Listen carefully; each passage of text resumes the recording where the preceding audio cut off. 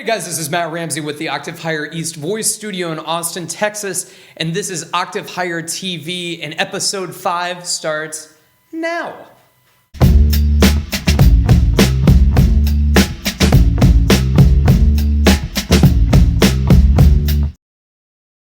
Okay guys, so we've got a great question of the week right now. Question of the week comes to us from Paula Starchy, and Paula is wondering what the difference is between when I ask her to make a sound with attitude and a sound with kind of some bratty stuff into it. Okay, so first I want to kind of demonstrate the difference as I think of them in my head. Okay, so attitude, I kind of think of maybe like you're scolding a little dog that's about to go wee on the furniture, like, no, no, no, no, no, no, no, no, no.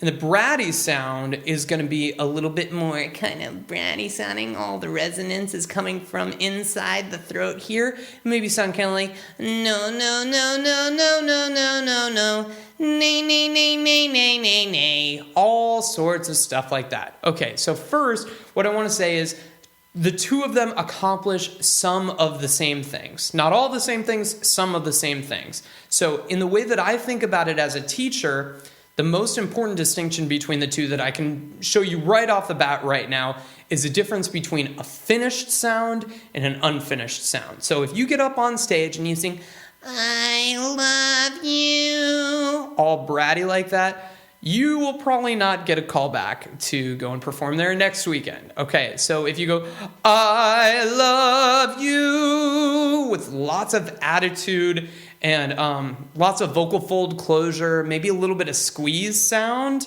it's a little bit closer to a finished sound. It's not all the way there because it's still kind of aggressive, but I mean, you can foresee maybe getting hired back for something like that. So that's one of the differences right there. Unfinished sounds, don't want you to perform like that. Finished sounds are closer to something that you would actually sing on stage or in a song. So I'm not saying that the attitude is actually a totally finished sound, but what I am saying is that it's closer to a finished sound than that bratty sound. Okay, so why use one over the other? So in order to do that, they can both be great, but it totally depends on what your voice is like.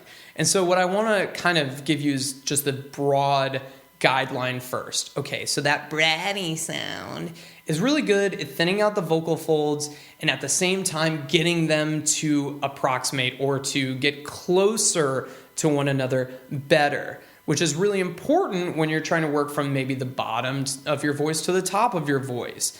And, getting kind of a really even sound. So, nay, nay, nay, nay, nay, nay, nay, nay, nay, nay, nay, nay, nay, nay, nay, nay, nay, it's a help, because your vocal folds are already thinning out slightly as you work kind of closer into that part of your voice that's kind of scary. It can help to have a little bit thinner vocal cords going through there.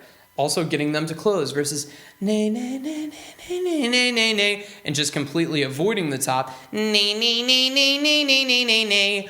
I'm using that vocal fold approximation or the closure that we were talking about, and we're also getting that stretch that we like. Okay, attitude is going to be a little bit more of a finished sound. No, no, no, no, no, no, no, no, no. That's actually going to draw the vocal folds a little bit closer together. It's not going to thin them quite as much as the bratty sound. The upshot to that is if you're ready, then using that attitude can be just the little thing that you need to kind of increase a little bit of volume. I mean, we're talking about people who are like, ah.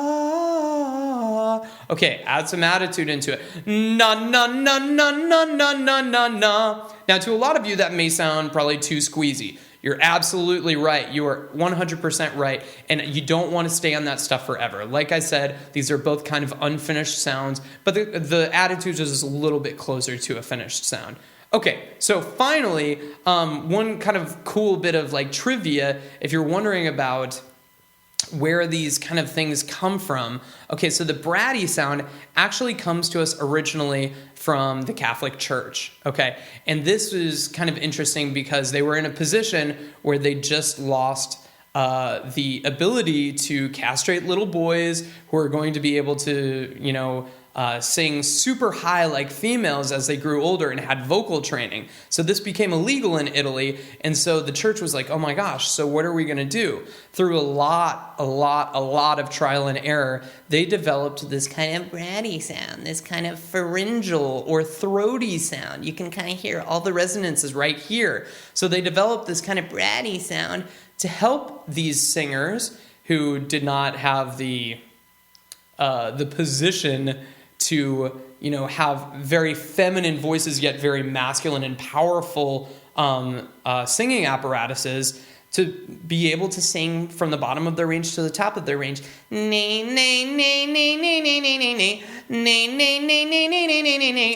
the way up, all the way down. And through a lot of trial and error, we kind of get that bratty sound. But it's an important thing to remember that you don't want to use that too much. It's kind of a starter tool, or maybe kind of like a crutch that you definitely want to let go of as time goes on, so that you can get closer and closer to those finished sounds, so that you're not singing, I love you, I love you, I love you. The third probably being the most finished. I kind of went bratty, then attitude, and then to the most normal. So I hope this answers Paula's question. I know it's some complicated stuff in there, but trust me, it's just one of those things that once you start to feel it, you'll completely understand the difference. And I hope this does it for you. Have a great week. This is Matt Ramsey with Octafire East.